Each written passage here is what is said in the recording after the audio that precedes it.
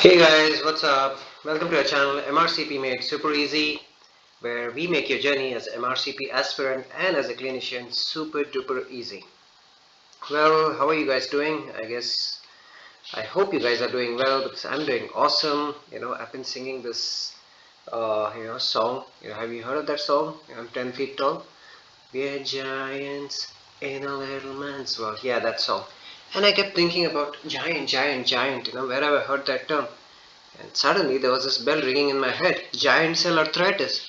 So I decided let's do a lecture on giant cell arthritis because this is an important topic and you get asked a lot of questions and it can be a bit confusing, but we're here to make your life easy. So let's get into today's lecture without further delay. Right. So why am I calling this giant cell arthritis as giant? Well, because today's topic is giant cell arthritis. So we will find that out in a bit as to why I'm labeling that. So before we start our lecture, you must have noticed I put a picture of Professor X from X-Men, right? I'm sure most of you have watched X-Men. He's this super duper cool dude who has this amazing powers, telepathic powers, and he is one of the most powerful mutants in the X-Men universe. Now, why have I done that? Well, for some reason, I think that Professor X, our favorite Professor X, was suffering from giant cell arthritis. Or it seemed like he did. I don't know why. Well, let's find out. Well, look at this picture, and I want you to remember this picture of Professor X using his great telepathic powers, to control minds. But I feel he was suffering from giant cell arthritis, right? Why do I say that? Well, let's see. So, from the name, it's quite obvious. Giant, right? Giant means it has to involve something big. So it involves the large and medium size vessels, right? And itis basically means inflammation, so it basically means inflammation of the large vessels. Now, inflammation of the large vessels can cause what? When something is inflamed, right, it can cause obstruction and it can cause narrowing, right? So narrowing and obstruction, what can happen because of that? It can cut off the blood supply. Now, what will happen if the blood supply is cut off? Well, man, it's quite easy. You're going to run out of oxygen. Where is all that oxygen fuel coming into your body? Through the blood, right? Through the circulation. Perfusion, if adequate amount of perfusion is maintained, you will not go into tissue hypoxia. Well, as the oxygen is cut off, every cell in your body is in need of oxygen. Now it's going into shutdown mode, and that's when things get out of hand, right? So as you can see over here, giant cell arthritis involves the medium and the large vessel arthritis. So as I said, there is inflammation of the lining of your arteries, mainly the arteries of the head, and thus it is known as temporal arteritis. Right? Simple? Well, let's proceed further. What is the cause of this disease? Well, I'm sorry guys, I'm really disappointed, but unfortunately I don't know the cause of it. Why do I not know that? You'll ask me, doctor, you claim that you have reasons for everything. How do you not know the cause for this? Well, because nobody knows, but what I do know is I know the risk factors. So using the risk factors, I might be able to help our patients, before they go on to develop, any further complications, right? So let's look at the risk factors. They're quite simple. First, you look at the age of the patient, right? Usually above 50 years. So you have, imagine you're sitting in your OPD, you have a gentleman coming into your clinic, walking into your clinic. He's in his 50s and 60 years, right? So this is the common age group. You need to picture that man. It is more common as the age progresses, the severity increases. I mean, it puts you at a greater risk of developing giant cell or temporal arthritis. Sex, well, for some reason it is twice more common in case of females. Maybe because, you know, there's this common myth or reality. I don't know. It's a controversial topic. I'm not going to go into that. But maybe females use their head a bit more than men. Yeah, maybe because of that. I don't know. It's just for laughs, guys. So, leave it at that. Next is we talk about the race and geography. For some reason, it was they did this huge study where they traced back people in the last 40 years, and they found out that people of staying in Norway, Scandinavian origin, they found that they were suffering from giant cell arthritis a great deal. Right, there was a big study that was conducted on this. You can go about it and you can read all about it. It's quite interesting, so you can look it up. So people of Scandinavian origin, Northern Europeans of Scandinavian origin, They seem to be suffering from giant cell arthritis or developing giant cell arthritis. Next, genetics. If it's in the family, you're gonna get it. So it runs in the family. The other thing which is quite important is you need to be able to differentiate giant cell arthritis from polymyalgia rheumatica. So the difference between PMR and giant cell arthritis is the symptoms are quite similar, but you're going to also have achy or painful limbs, upper limbs, lower limbs, shoulder blades and all that. That happens in PMR. Poly means more than one. Myalgia or myalgia means basically pain. Rheumatica means rheumatoid like inflammatory lesions or inflammatory like pain all over the body. Rheumatoid arthritis like pain. So poly, more than one or multiple parts in their body. Myalgia means pain, and rheumatica self-explanatory. So they found that there is a strong association between polymyalgia rheumatica with giant cell arthritis. This is an important point. I want you to remember this. So from this risk factors, age is an important factor, followed by origin. In the question, they're going to put someone from Scandinavian origin or someone who's been in Norway all their life, age in 60 years, presents with so and so symptoms. What is the differential diagnosis? The answer to that is giant cell arthritis. So now we need to look at the basic anatomy of what is exactly going on. Now if we know the anatomy, we will enjoy this disease more and we will be able to remember it in a much better way because our understanding will be clear. Now the superficial temporal artery is a branch of external carotid artery. This is the external carotid artery that is entering through the parotid. Alright, over here this is the parotid gland. Now it's coming over here and it is branching out. So it has the parietal branch of superficial temporal artery going here, and here you have the frontal branch of superficial temporal artery, and this is where most of the people present with severe headaches, and this is where the pulsations are increased and you have pain, tenderness in this particular area, the frontal branch of superficial temporal artery. So anatomy quite simple. It is a branch of external carotid artery, superficial temporal, because we are talking about temporal arteritis. So temporal, think of temporal artery, right?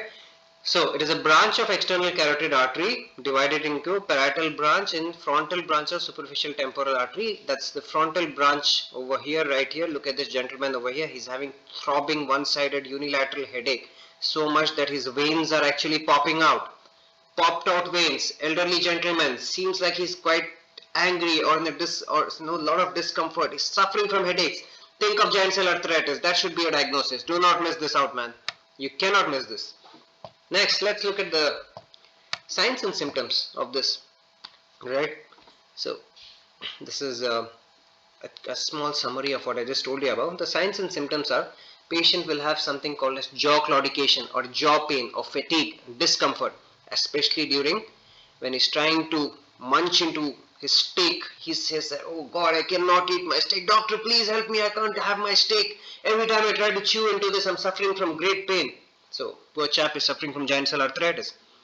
Next, the pain mostly reduces or eases out on rest. When you stop moving, when you stop talking, it's going to happen. You're going to feel a lot of rest, or you can feel that area has become more comfortable.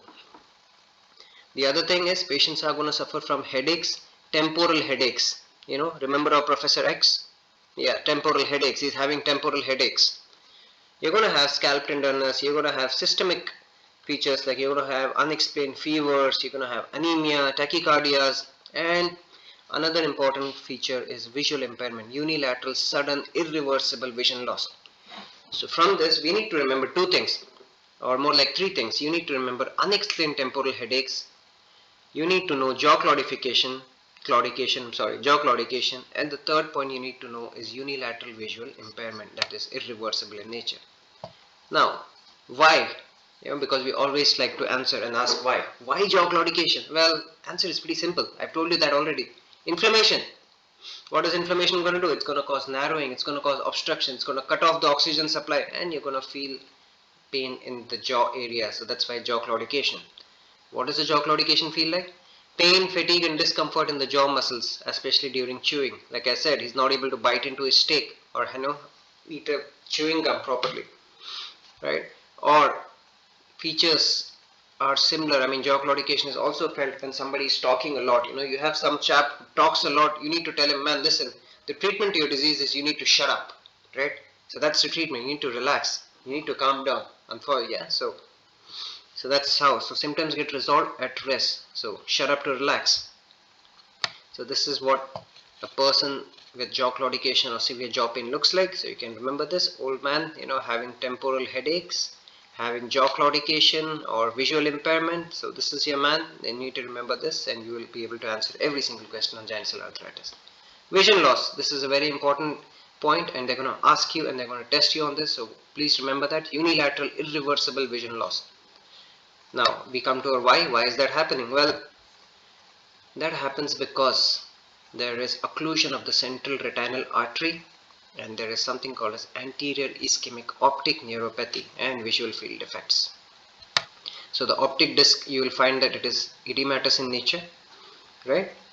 So why does this happen? The anterior ischemic optic neuropathy, because the posterior ciliary arteries are involved. So you have the retinal artery and the ciliary arteries. So these are also involved. As a result of that, you suffer from vision loss.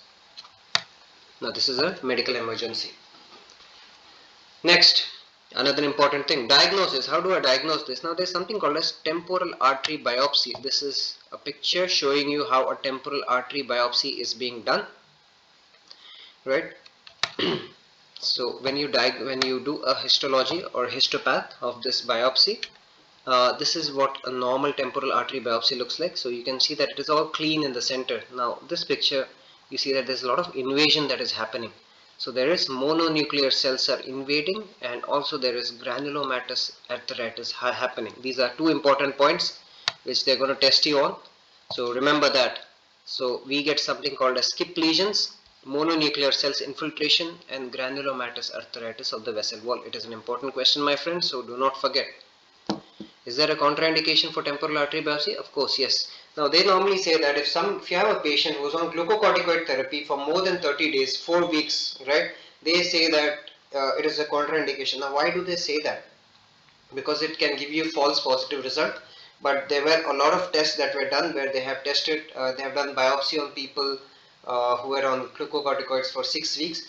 Of the 10 to 12 patients that they tested, 10 patients showed positivity for giant cell arthritis. The remaining 2 did not show such specific results. So you can miss out on temporal arthritis. That's the reason why they say that patient who is on glucocorticoid therapy for a long period of time, it's one of the contraindication. And what is the complication that can arise when you're doing this procedure? It can cause damage to your auriculotemporal nerve. Why is that happening? Well, this is the position of the auriculotemporal. Now, I'm not going too much detail of auriculotemporal nerves anatomy and its functions and what can happen, because that is a topic for another day.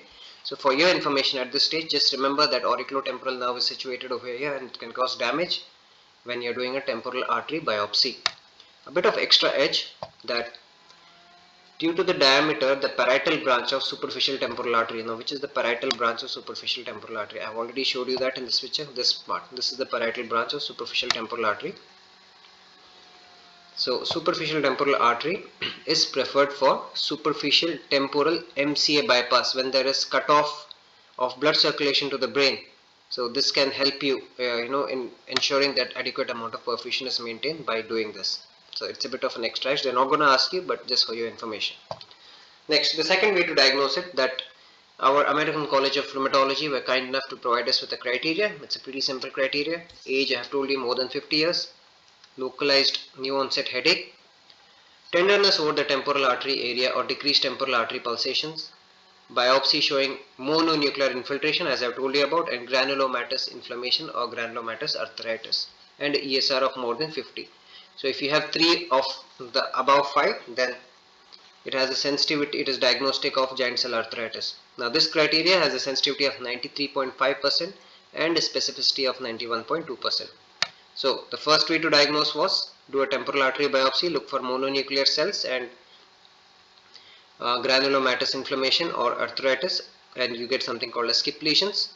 Contraindicated if somebody is on glucocorticoid, and you can damage the auriculotemporal. The second way to do it is using the criteria that has been put forward by the American College of Rheumatology, where they put forward 5 points: age, headache, tenderness over the temporal artery, biopsy findings, and ESR of more than 5. And they said that if you have 3 of the above 5, it is diagnostic. Next we have radiological findings. Now if you use your vascular probe and if you put your probe in this area, you will see that this is what the normal temporal artery looks like, and this is the frontal branch of the temporal artery. Now if you have temporal lobe arteritis, temporal arteritis, you find that there is a snake running inside your head, like the shape of a snake. So your artery is inflamed, so it looks like a snake. And the other finding, or the important finding, is if some of you who have not watched the movie Insidious, please go watch it. It's a very good horror movie. So in that you see that a demon, staring back at you. So imagine a demon, you're locked up in a dark room and suddenly you see red color eyes looking back at you, staring back at you, and you're like terrified and you are running out of that room. So imagine that eye of a demon. So this red color eye is nothing but halo sign, right? So you look at the demon and you say that, oh, I think you're having, that's a halo sign. Are you sure are you okay? Are you suffering from temporal arteritis? So, right, you can ask the demon. So if you look at, if you find a demon eye, you can use your vascular probe, on, okay, uh, this is called as a halo sign and it is diagnostic of temporal arteritis, right? Treatment, well, poor lady, she needs steroids.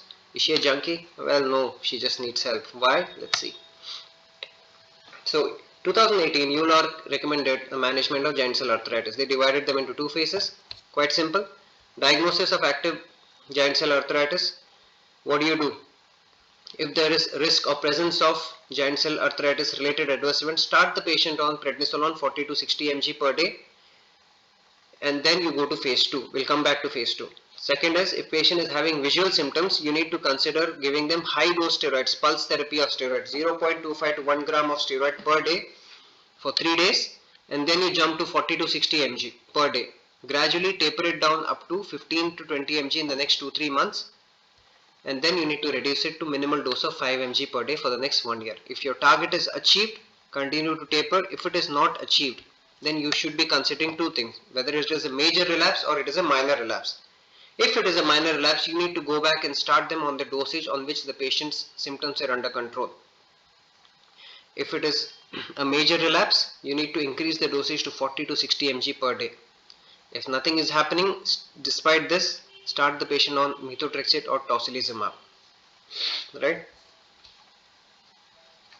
Next, you need to taper glucocorticoids over the next 6 months as the patient is on tocilizumab to 0 mg at 6 months along with tocilizumab. If your target is achieved, taper down tocilizumab or methotrexate. If target is not achieved, consult an expert. So quite simple. Start the patient on steroids, depending upon the symptoms. If no visual symptoms, go for this dosage. If there are visual symptoms, you need to go for pulse therapy. Come back to 40 to 60 mg, taper the dosage down gradually. If your target is not achieved, then you are looking at relapse, right? If despite patient being on glucocorticoid, if she's still having symptoms, you need to add tocilizumab or methotrexate and gradually taper it down. So that's the treatment. Well, questions. They're going to ask you on the histopathology, like about the mononuclear cell and giant cell formations, which I've already told you, along with the skip lesions. They're going to ask you about the management. They're going to ask you about unilateral headache, age, jaw claudication, involvement of ophthalmic arteries. I told you, right? The retinal artery and the ciliary arteries. Right? They're going to ask you about the diagnostic criteria. Right? These are some of the questions they're going to ask you. Right? So, yeah, that's just a picture for you to remember. So, poor guy, maybe he's not thinking. He's just suffering from temporal arteritis. Right, so now the picture of Professor X at the beginning of a lecture makes sense to you. I'm sure it does. So that's going to do it, guys, for today. If you think you got something out of today's video, then please do like, share and subscribe to our channel. If you like my channel, if you like my videos, then it will give me encouragement to do even more videos for you, and I'll also know that you're actually understanding what I'm teaching. If you have any suggestions, then please do write to us in the comment section. You can also follow us on our Telegram group. So do subscribe to our channel and keep learning and keep revising every single day, and you will see that you will all soon clear your MRCPs with flying colors. Take care until next time. Bye bye. See you.